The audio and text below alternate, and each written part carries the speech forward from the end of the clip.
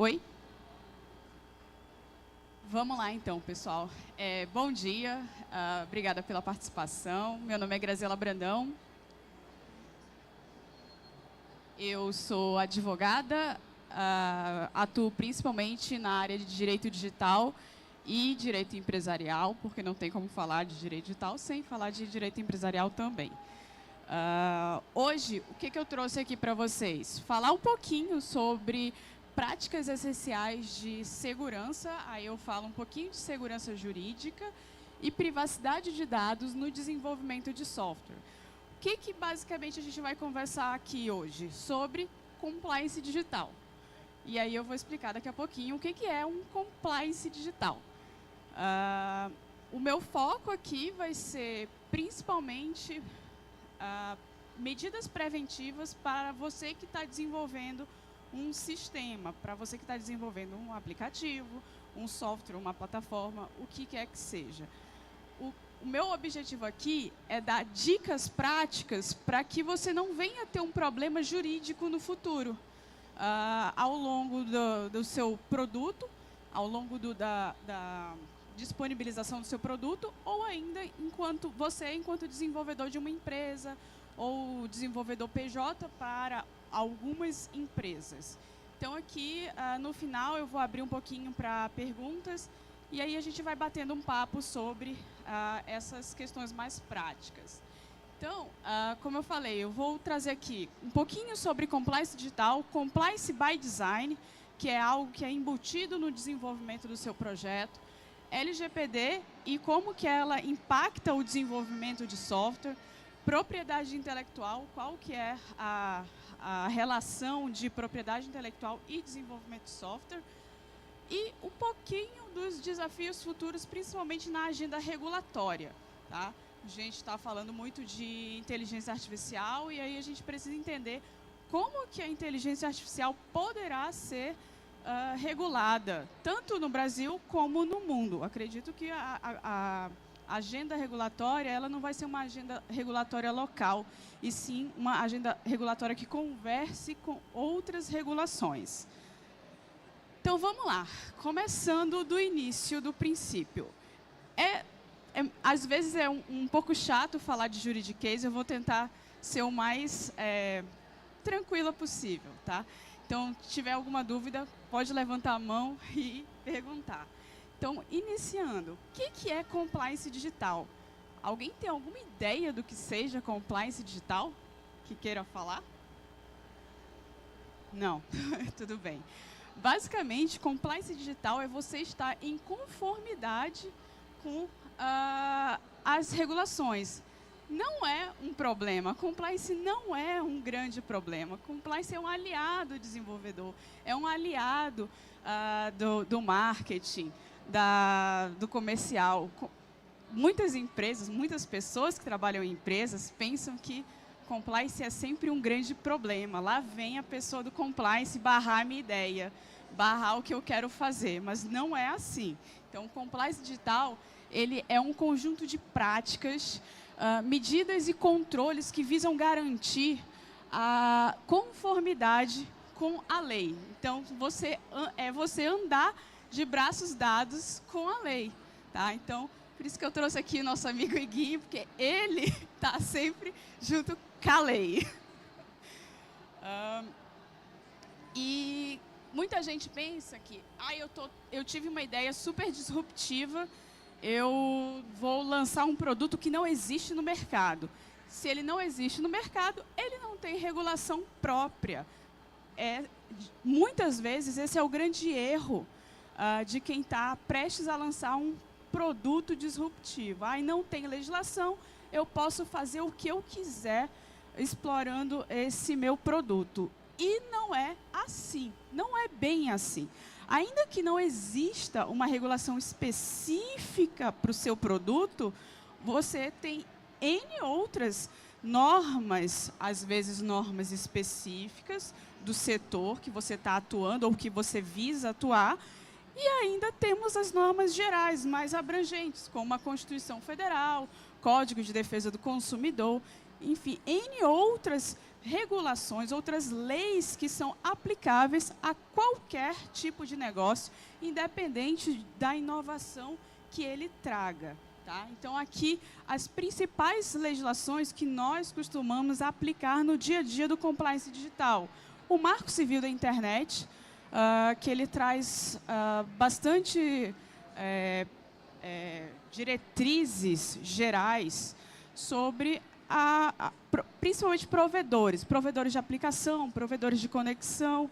Então, a gente vai ter ali uma primeira legislação que visa especificamente falar e regular a internet no Brasil. Mais recentemente, a gente tem a LGPD, a Lei Geral de Proteção de Dados, que eu vou falar aqui sucintamente sobre ela, porque eu acho que já está algo que está sendo bem batido. Então, a gente vai falar sobre a aplicação prática da LGPD, implicações práticas da LGPD no desenvolvimento. O decreto do e-commerce, que não é algo novo, é de 2013, mas muitos marketplaces desconhecem esse decreto e muitos deles não estão em conformidade com esse decreto. Então, esse decreto ele visa garantir que o comércio eletrônico ele tenha uma regulação básica que vise principalmente não lesar os consumidores finais, que hoje a gente tem muito golpe por meio de compra falsa, site falso na internet, e com esse decreto a gente pode verificar alguns requisitos que, se esses sites tivessem, muito provavelmente os consumidores não cairiam. Na verdade, é falta de informação do consumidor dessas obrigatoriedades. Tá? Lei de crimes cibernéticos, lei de software, aqui a gente vai discutir principalmente a propriedade, de quem que é a propriedade do código que foi desenvolvido. E o que isso implica, o que isso impacta em segurança, em privacidade. Então, tem tudo a ver a questão da lei do software. E também a lei de propriedade industrial, que aí a gente vai falar um pouco mais de... A gente não, só fazendo um overview aqui, que fala sobre a probabilidade, basicamente, se você pode ou não registrar perante o INPI a propriedade de um sistema que você desenvolveu ou de um produto de hardware aí que você venha a desenvolver também. Então, aqui, a internet, a gente já passou dessa fase de pensar que a internet é uma terra sem lei. Não é. Tem muitas leis, como a gente pode ver aqui. Então, como eu falei, não existe regulação específica que regule o mercado que eu estou atuando. Isso eu ouvi muito quando a gente... Lá atrás, assim, tem uns 5 anos, quando eu atuei muito no mercado cripto, de criptoativo, de criptomoeda. Não existe lei para regular. Então, uma exchange ela não está obrigada a ter compliance financeiro. Ela não é obrigada a fazer um relatório de Know Your Customer para apresentar para banco.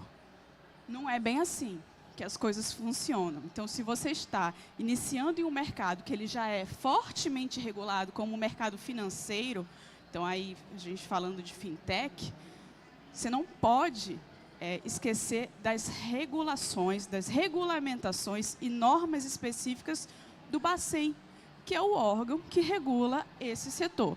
E aí, se você estiver entrando em um outro mercado super regulado, como o da saúde, desenvolvendo aplicativos de telemedicina, a gente precisa atentar para as regulamentações do órgão específico, que aí vai ser o CFM, o Conselho Federal de Medicina.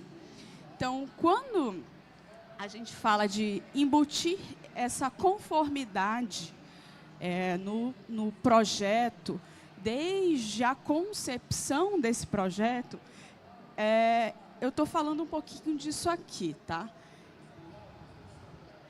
Eu fui lá no ChatGPT e pedi para ele atuar como um psicólogo. E, na hora, ele disse, claro, estou aqui para ajudar como um psicólogo. E, momentos depois, eu pedi para ele atuar como advogado. E essa foi a resposta dele, que ele pode atuar como psicólogo, mas como advogado, ele não pode oferecer conselhos jurídicos. E por quê que ele pode atuar como psicólogo e ele se nega a atuar como advogado? Porque existe, está um pouquinho ruim de ler, mas existem licenças específicas. Ele respondeu que existem licenças específicas e, basicamente, normas de cada jurisdição que impediriam ele de atuar como advogado. O que é isso, basicamente? Isso aqui foi desenvolvido por desenvolvedores, foi programado por desenvolvedores para ter esse output, para ter essa resposta através de algo que eu pedi para ele, né? A partir de algo que eu pedi para ele. Então, basicamente, isso aqui é o resultado de um compliance mínimo by design. Então, assim, isso visa o quê? Reduzir riscos, reduzir danos para a empresa. Então, que é? Compliance by Design é um conceito que busca incorporar os princípios de conformidade desde as fases iniciais do desenvolvimento de produto ou de uma plataforma digital. E qual que é o principal objetivo de você implementar o Compliance by Design? Aí eu estou falando de Compliance by Design, mas é a mesma linha para Security by Design, Privacy by Design, que a gente vai falar um pouquinho aqui. Então, mas esse é a mesma linha lógica, é a mesma linha de raciocínio. Você inserir durante o projeto de concepção, durante o projeto de idealização do seu produto, o que já está em conformidade com a lei. Tá? Então, é isso que a gente busca. E qual que é o nosso papel enquanto advogado para auxiliar o desenvolvedor? Então, o desenvolvedor ele vem com a ideia, então ele vem basicamente com o fluxo da ideia dele. Então, ele desenha, quando a gente está falando de um aplicativo, as telas de navegação do usuário, e a gente vai querer entender o que está por trás. Qual que é a finalidade do uso de cada informação em cada etapa desse fluxo. E aí a gente vai verificar. Você vai utilizar essa informação para A, B, C e D finalidades. Vamos ver. Essas finalidades, elas estão de acordo com a norma que existe hoje? É isso que a gente vai fazer. A gente vai fazer um cara crachá do que você quer e se está de acordo com a norma. Em uma linguagem muito simples, quando a gente fala em uma análise de viabilidade de um produto, de viabilidade de um sistema, análise de conformidade com a lei, é isso que a gente vai fazer. A gente vai analisar a tua ideia do produto, o como que ele vai funcionar e se esse como ele está ou não em conformidade com a lei. E aí a gente vai emitir um laudo de conformidade ou ainda de ajustes, de melhorias que deverão ser realizadas por vocês em uma próxima versão dessa ideia ou desse produto. E aí a gente volta a reanalisar num futuro. Isso para quê? Para você não lançar um produto no mercado e daqui a 2 meses você for notificado pelo órgão que regula, o órgão que fiscaliza esse setor. Por exemplo, muitos aplicativos de telemedicina que foram lançados logo no início da pandemia, que não existia ainda uma regulação firme para a disponibilização ao público desse tipo de serviço, eles foram notificados. Na área de cripto, muitas empresas lançaram seus tokens, seus ICOs, e logo na sequência a CVM, que é o órgão fiscalizador desse mercado, autuou também essas empresas. Por quê? Porque eles imaginavam que não existe lei que me obrigue a seguir esse ou outro requisito, então eu posso lançar, posso fazer o que eu quiser. E não é bem assim, como eu já falei. Então, é para isso que existe a nossa atuação para prevenir esses incidentes. Por quê? Uma vez que você seja autuado, pode ser que pare a sua operação, a sua atividade, até você se regularizar. Então, você tem também um risco na imagem da marca, né? Um risco da imagem da empresa, porque ela não lançou o seu produto 100% em conformidade. Então, é isso que a gente visa, mitigar esses riscos de dano à imagem, de uma eventual paralisação na operação, nas atividades da empresa. Ok, até então. Então, quando a gente fala de aplicar o Compliance by Design, por exemplo, para uma plataforma de saúde, a primeira coisa que a gente tem que fazer é, qual que é a legislação específica desse setor, porque a gente pode estar falando de uma plataforma de saúde na área de psicologia, então que você vai intermediar atendimentos de psicólogos, de psiquiatras, mais psicólogos, que aí é o CFP, é o Conselho Federal de Psicologia, que tem suas normas específicas, ou que às vezes não tem. Lá atrás, bem no início, eu estava auxiliando juridicamente uma empresa e a gente verificou que não tinha nenhuma norma específica do CFP. E aí a gente foi lá cutucar e pedir diretrizes.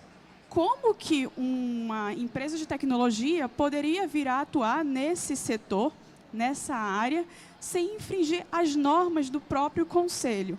E essas normas, elas não existiam. Muitas vezes, a nossa atuação ela está tão à frente da regulação que não existe a regulação específica. Mas, mesmo assim, a gente não pode fechar os olhos e fazer o que quiser. A gente precisa consultar o órgão fiscalizador, o órgão que tem essa missão de regular esse setor. Então, a gente vai lá. Existe lei? Beleza. Existe norma específica? Beleza, segue a norma. Não existe, consulta e verifica quais são as diretrizes que eles vão passar para vocês. Aí, enquanto isso, o desenvolvimento fica parado? Não, pega as boas práticas de mercado. Tá? Então, boas práticas de mercado, elas são, como eu vou falar aqui, elas são padrão para todos. Então, todo mundo que aplicar Security by Design, Privacy by Design e Compliance by Design, não vai ter um problema regulatório lá na frente. Então, isso é o primeiro passo. Segundo, mapeamento de dados. Você precisa entender quais são os dados pessoais que você vai precisar coletar durante a disponibilização do seu produto. Embutir a privacidade por design, que é o que eu já vou falar. Segurança. Quando falo de segurança da informação, é a segurança pensada na arquitetura do projeto, é a segurança quando você vai lançar o projeto. Então, antes de você lançar, você precisa testar se aquele produto, se aquela plataforma que você está disponibilizando é segura, tem um laudo de uma empresa ou de um especialista em segurança da informação, vai prevenir danos futuros que você venha a responder por isso. Então, é extremamente importante a consulta a especialistas em segurança da informação previamente ao lançamento do seu produto, quando esse produto envolver dados pessoais, aí aqui, sensíveis, porque dado de saúde é um dado pessoal sensível. Existem algumas categorizações de dados pessoais e o dado de saúde está dentro do rol de dados sensíveis. O que isso significa? Você precisa implementar mais ainda do que qualquer outro produto a segurança da informação nessa solução. Boas práticas de consentimento ou práticas de consentimento transparente. O que você precisa? Você precisa informar ao titular por que você está usando, para quê, por quanto tempo. Isso tudo deve ser informado previamente à coleta e ao tratamento do dado pessoal. E o monitoramento contínuo. São essas as principais ações que a gente precisa se preocupar antes de lançar ao mercado um produto na área de saúde. Isso está onde, Graziela? Isso está num conjunto de normas, mas mais especificamente nas normas dos setores específicos. Aqui, a resolução do CFM, que vai ter várias diretrizes sobre como que plataformas podem lançar produtos nesse mercado. E aqui, especificamente para fintechs, a gente tem um exemplo só de regulação específica, que é do próprio Banco Central, do Bacen, que aqui vai falar sobre política de segurança da informação e boas práticas na contratação de provedores de serviço de armazenamento em nuvem. Tá? Isso é uma só regulamentação. Existem N regulamentações que você vai precisar observar. Você, que eu falo, você enquanto desenvolvedor, porque vai te afetar, ou você enquanto empresário que está desenvolvendo uma aplicação. Então, LGPD, como falei aqui de privacidade, qual é o impacto da LGPD aqui no dia a dia de vocês? Primeira coisa, LGPD ela é uma lei que está em vigor desde setembro de 2020, que ela regula o tratamento de dados pessoais. Tá? E o que é regular o tratamento de dados pessoais? Tratamento é toda e qualquer ação que você venha a realizar perante um dado pessoal. E quando eu falo de dado pessoal, por óbvio, é um dado de uma pessoa física, de um CPF. Eu não estou falando de um CNPJ. Há muito essa confusão.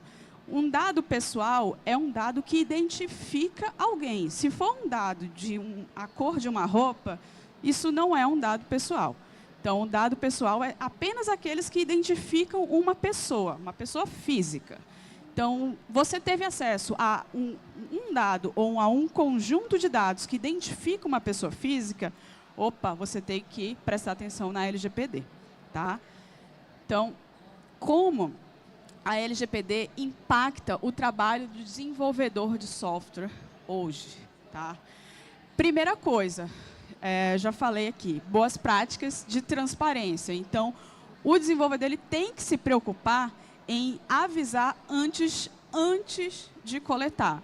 E as políticas elas precisam ser acessíveis. Ou seja, às vezes a plataforma até tem uma política de privacidade, mas ela está tão escondida que o titular ele não consegue saber onde que é. Então, uma boa prática é você, antes de coletar as informações do titular, já disponibilizar um link ali, uma forma que ele possa acessar a política de privacidade. Embutir na sua solução princípios de privacidade e segurança. O que isso significa? Significa que você vai ter que respeitar todos esses 10 princípios da LGPD. Então, você vai ter que ter uma finalidade previamente explicitada para você utilizar um dado. Esse dado que você está coletando tem que estar adequado a essa finalidade. Ele tem que ser extremamente necessário. Você não pode solicitar, coletar um dado que você não tem uma finalidade pré-determinada. Ele tem que ser de livre acesso e de livre correção também. Livre correção é qualidade dos dados. Então, você tem o direito, enquanto pessoa física, como titular de dados, de corrigir os seus dados. Tá? É um direito e é um princípio também. Isso porque, se uma solução processa informações a seu respeito que estão desatualizadas, muito provavelmente o resultado desse processamento pode vir a ser algo que te prejudique. Isso acontecia muito com a questão do Serasa, com a análise de crédito. Se no Serasa as minhas informações estão desatualizadas, muito provavelmente o resultado vai ser uma negativa de crédito. E isso tem um impacto negativo na vida da pessoa. Então, por isso, existe esse princípio e também o direito de atualização de dados pessoais.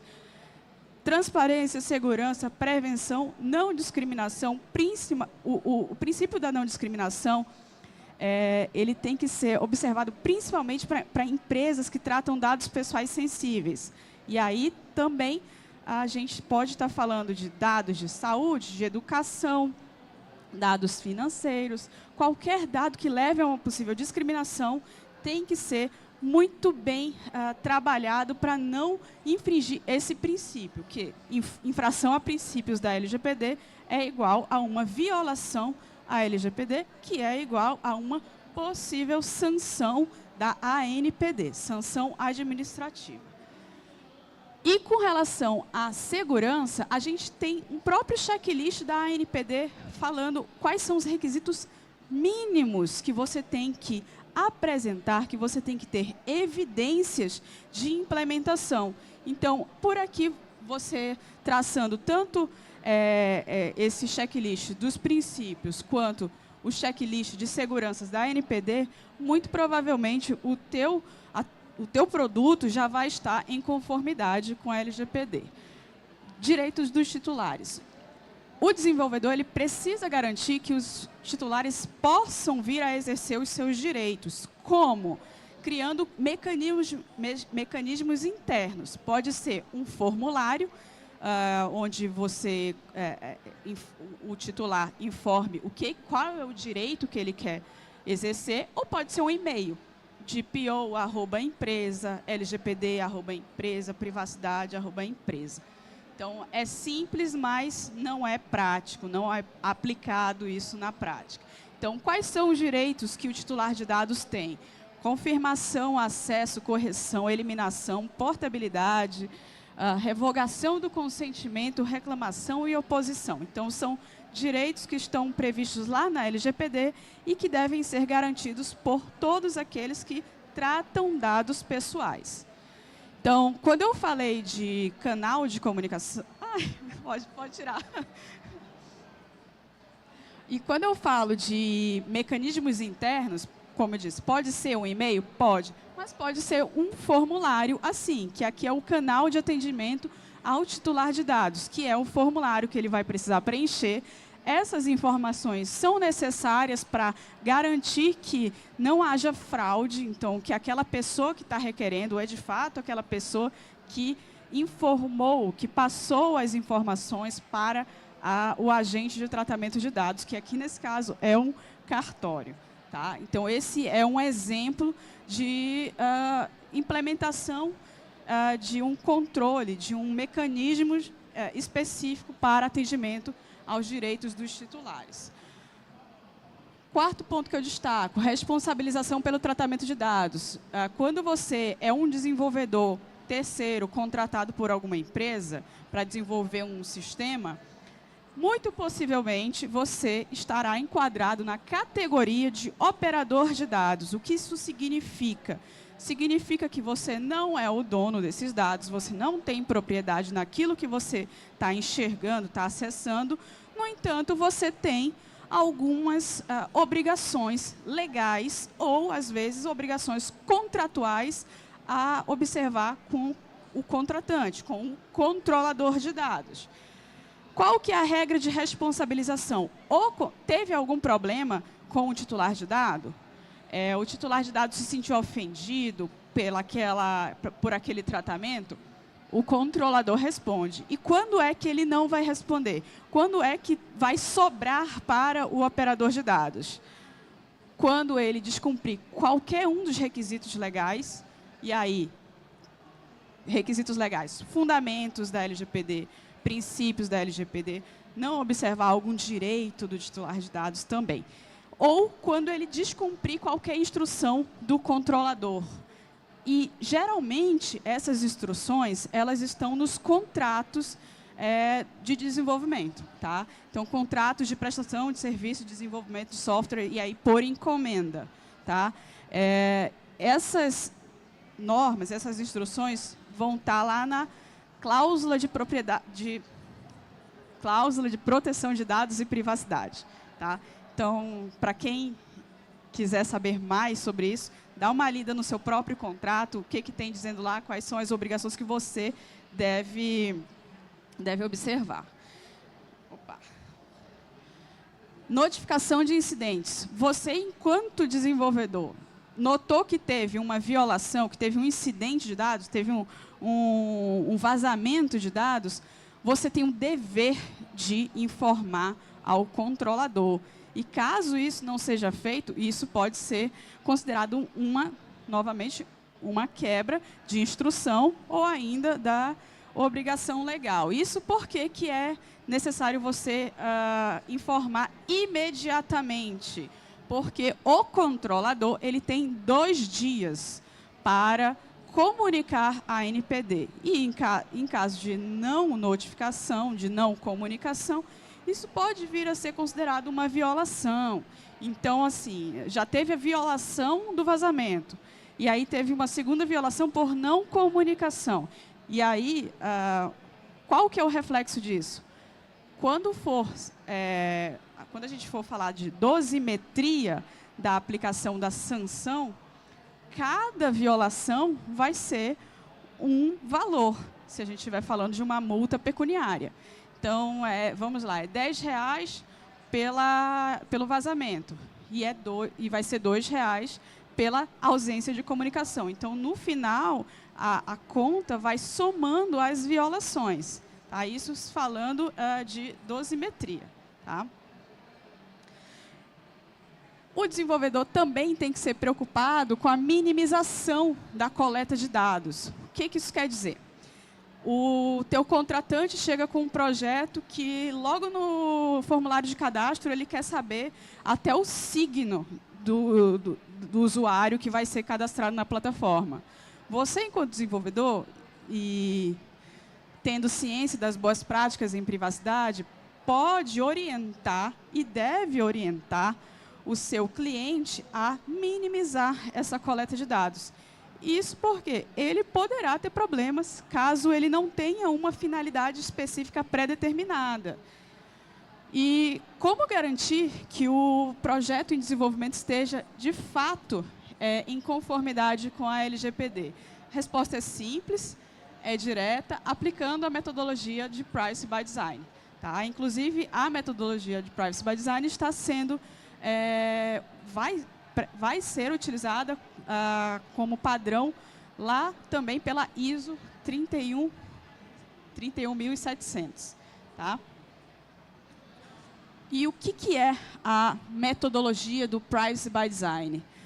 É uma metodologia que ela visa... vamos lá, parênteses. Metodologia de Privacy by Design, ela existe antes de ter qualquer legislação que verse sobre privacidade e proteção de dados. Ela é anterior à GDPR, ela é anterior à LGPD. Então, tanto a LGPD quanto a GDPR, que é da União Europeia, a regulação de proteção de dados da União Europeia, elas tomaram também como base esses princípios de Privacy by Design. E hoje a LGPD...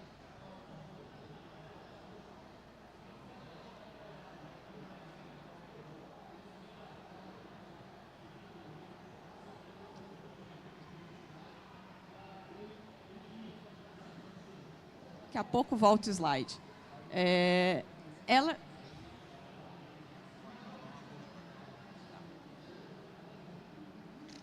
Então, ela é baseada em 7 princípios que têm aplicabilidade prática, como eu vou mostrar aqui para vocês.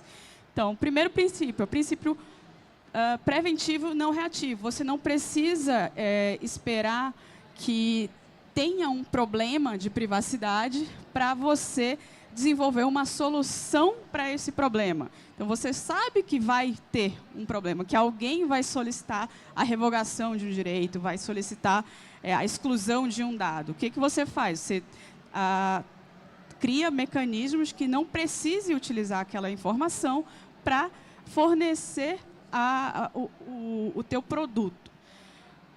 Privacidade como configuração padrão. Então, hoje a gente vê isso logo quando a gente vai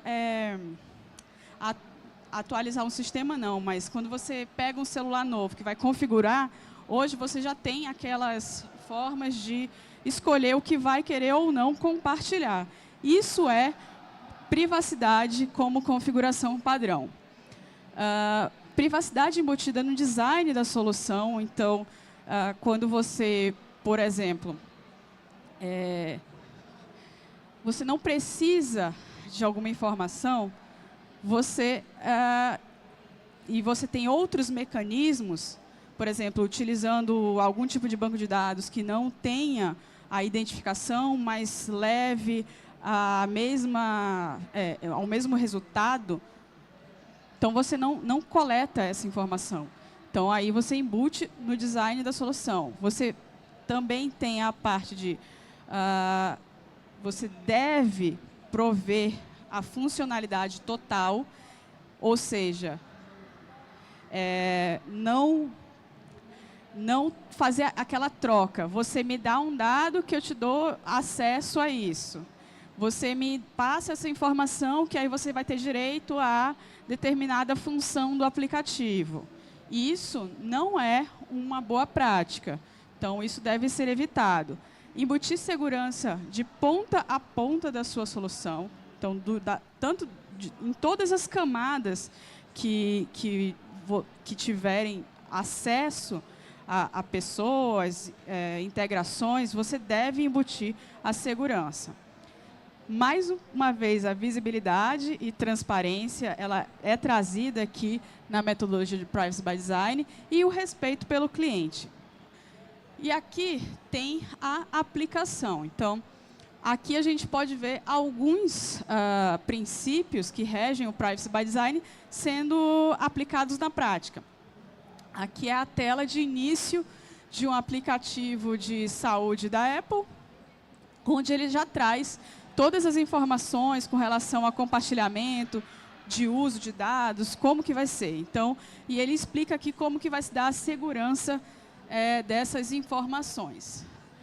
Aqui a gente tem o exemplo de visibilidade e transparência, com o checkbox de eu concordo em receber comunicação e o link da política de privacidade antes de a pessoa enviar as informações. Visibilidade e transparência, mais uma vez, também quer dizer que tem um fácil acesso às informações de privacidade nesse aplicativo. Então, eu não preciso ficar caçando no aplicativo onde está a parte de privacidade. Eu tenho facilmente no menu a opção de verificar como que se dá as questões de privacidade durante o uso dessa aplicação. E ainda, aqui é um aplicativo de finanças. Então, ele explica para você o porquê que ele pede tantas informações no cadastro. E alguns dados você pode optar por não fornecer num primeiro momento também. Então, isso aqui é mais também um exemplo da aplicação do Privacy by Design. Aqui a gente tem um exemplo de respeito pelo cliente. Também tenho ali a parte de fácil acesso da parte de segurança e privacidade, tenho uma política de privacidade e eu tenho facilmente uma forma de exercer os direitos dos titulares de dados. E aí, quando eu clico ali em exercer direitos, eu tenho já todas as minhas opções, que também faz parte, similar àquele formulário que eu falei. Então, aqui a gente vê um exemplo em aplicativo, lá foi em um exemplo web. Tá? Finalizando, fala rápida aqui, pessoal, que já está acabando. O último ponto, basicamente, que eu trago para vocês é para a gente falar um pouco sobre propriedade intelectual no desenvolvimento de software. E o que isso impacta, o que isso implica com relação à segurança e privacidade. Primeira coisa que a gente tem que conversar quando fala sobre propriedade intelectual é qual que é a espécie de contratação.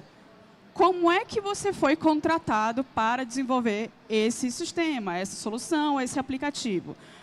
Você é um desenvolvedor interno? Você tem um contrato CLT para o cargo de desenvolvedor dentro de uma empresa? Ou você é desenvolvedor externo? E aí, o desenvolvedor externo, ele pode ser eu categorizo em duas modalidades.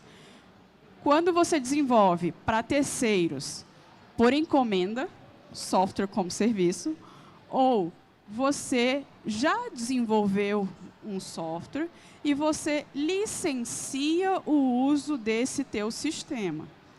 Então, a gente pode estar falando de você já tem a sua propriedade e está licenciando, disponibilizando para outros, ou você está desenvolvendo do zero uma solução para um terceiro, para uma empresa terceira. Isso aqui já me perguntaram em reuniões. Não foi um, não foi dois, foram vários casos. Sou dev contratado em regime CLT. Se eu desenvolvo um software para a empresa que eu trabalho, eu posso registrar a propriedade desse software? Alguns de vocês disseram que não, mas tem gente que pensa que sim. Eu não sei de onde tiro, mas pensa que sim. Quando você é contratado em regime CLT, CLT, você não tem direito àquilo que você está desenvolvendo, àquilo que você está trabalhando. Por lei, o contratante, o empregador, ele tem os direitos de propriedade intelectual daquilo que é desenvolvido por um empregado CLT. Tá? CLT, não esqueçam disso. Por quê? Porque quando você... E pouquíssimos desenvolvedores são contratados CLT. Então, a minoria, eu posso dizer assim, 30-70. 30% CLT, 30% CLT, 70% PJ. É a realidade do mercado. E isso aqui é importante falar porque tem gente que não tem essa informação. E o que faz às vezes? Estou desenvolvendo uma aplicação X aqui para uma empresa. Sou CLT, mas por fora eu também sou PJ. Tem uma parte desse código que eu estou usando aqui que eu desenvolvi, então eu posso pegar isso aqui que eu desenvolvi para essa empresa que vai ajudar a resolver um problema Y da outra empresa, que eu não sou CLT. Isso pode vir a dar um problema de propriedade intelectual muito grande, se for algo que seja considerável, se for uma parte de código considerável, se for idêntica. Então, e é bom evitar processos relacionados à propriedade intelectual. Só minha dica, evitem. E de quem que é o código? Quando não... Beleza, CLT já entendi, CLT, o dono é o meu empregador. Mas quando não estou falando de um regime de contratação CLT, de quem que é o código? Vamos lá, o que diz a Lei de Software do Brasil? Ela define que, salvo dispondo o contrário, no contrato, o direito autoral é da contratante. Isso aqui é software por encomenda, tá? Por encomenda. Então, se eu estou te passando o projeto inteiro do que eu quero, qual é a finalidade, como que vai ser, eu vou definir quais são as telas do aplicativo, eu que vou analisar qual é o meu público-alvo, enfim, tudo isso, então, é do contratante. Tá? E, geralmente, isso está em contrato. Se não tiver em contrato, a gente tem um problema. Se for por encomenda, não está no contrato, a gente pode vir a ter um problema. Porque, pela lei, o software é considerado uma obra literária e o autor de uma obra literária, no caso, o código, ele é o dono dessa obra. Então, se você desenvolveu por encomenda no teu contrato, não tem dizendo que a propriedade vai ser da empresa que contratou, você é o proprietário. E isso é um problema para a empresa que te contratou. Se ela vier passar por uma rodada de investimento, se vier passar por uma due diligence, isso pode vir a ser um grande problema para ela. Porque você tem direitos com relação àquilo que você desenvolveu. quando você está desenvolvendo, quando você desenvolveu uma plataforma e vai fornecer a licença para outras empresas, geralmente essa licença é de uso não exclusivo e é importante constar também no seu termo de uso, no seu contrato, que não é exclusivo, tá?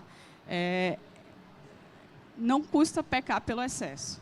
Então, é óbvio que não vai ser exclusivo, mas é necessário colocar obviedades em contratos. E a propriedade intelectual, nesse caso, é da empresa contratada, ou seja, de quem está disponibilizando esse produto que vai ser de uso recorrente para várias outras empresas. Tá? Um ponto importante que eu trago aqui é falhas em software geram indenizações. Tá? Então, se você foi contratado para desenvolver um software XYZ e você não desenvolve com qualidade ou com a segurança necessária, você pode vir a ser responsabilizado, desde que isso conste em contrato também. Tá? É importante sempre voltar essa relação de desenvolvimento de software para o contrato. Não façam contratos de 2, 3 páginas, porque esse contrato ele vai ter vários gaps, não vai estar abrangendo tudo o que precisa abranger. E é interessante sempre ter um contrato robusto quando a gente fala de desenvolvimento de software, porque isso vai, geralmente, o desenvolvimento de software ele vai refletir para a empresa que contratou em um ganho, um lucro, às vezes muito grande. E isso, em um processo, é levado em consideração.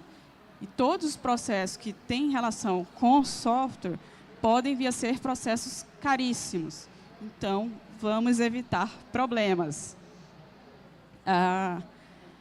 E quando a gente, voltando um pouquinho lá da minha fala inicial, compliance é um problema, que não é um problema. Vocês viram aqui, todo mundo já está amando compliance, vai sair daqui quase que compliance officer digital.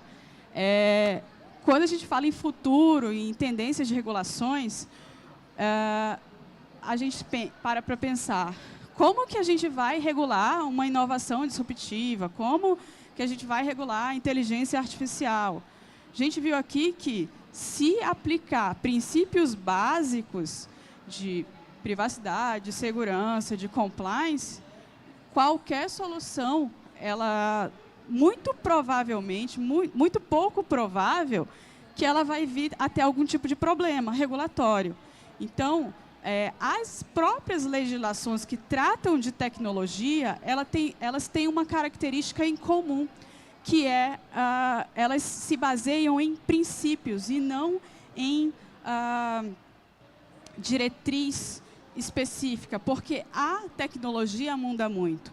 Então, quando a gente vai olhar para a própria LGPD, ela é uma legislação principiológica. Ela não fala exatamente o que tem que ser feito, o que não tem que ser feito, qual tecnologia está obrigada ao quê. Isso deixou para o regulador. A lei pura é principiológica.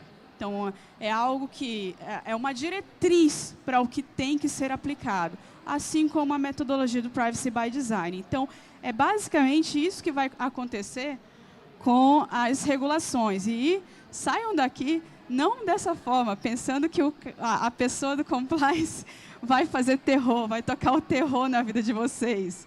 O compliance officer não é essa pessoa tão ruim assim.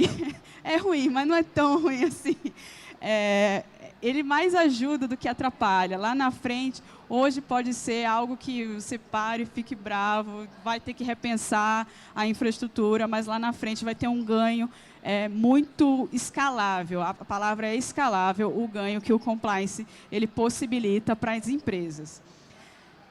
Outra forma de regulação de tecnologia é através de sandbox regulatórios. Aqui no Brasil, a gente tem alguns exemplos de sandbox. O principal é o sandbox do Banco Central. E o que é um sandbox?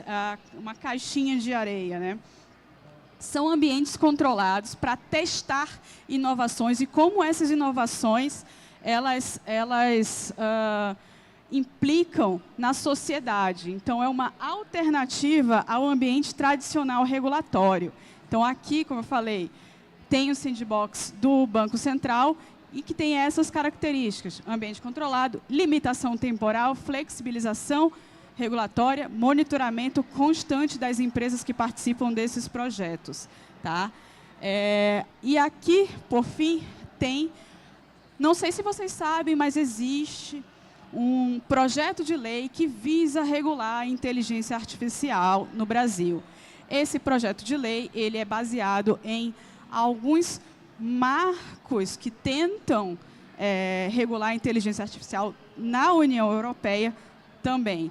O primeiro passo para a regulação da inteligência artificial no Brasil e na União Europeia foi dado, que é a regulação do tratamento de dados pessoais. O segundo passo é realmente regular como que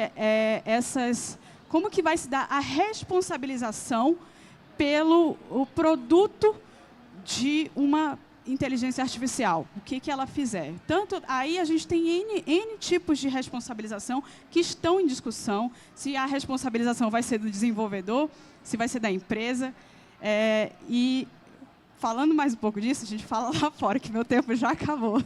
Então, é só para vocês ficarem cientes que existe um projeto de lei que visa regular a IA. Ele, assim como a LGPD, ele é principiológico, ele não é algo que é fixo, é uma diretriz para o futuro, e não é algo que é extremamente fechado, digamos assim. Deixo aqui para vocês 2 dicas de materiais gratuitos. Um é falando de propriedade intelectual para empresas e outra é da adequação à LGPD para empresas de software. Aí tem no site ou pelo QR Code aqui também. Muito obrigada, pessoal. Aqui estão meus contatos. Dúvidas, manda por e-mail. Eu vou estar aqui, pode tirar dúvidas comigo. Infelizmente, meu tempo acabou. Não sei se vai dar para abrir para perguntas. Não vai dar para abrir para perguntas, eu vou estar aqui do lado. Eu só queria deixar o QR Code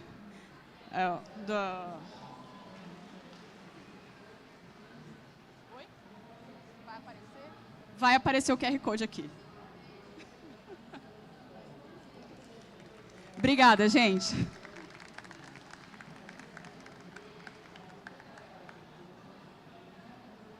Galera só ficou aqui só esperando o QR Code.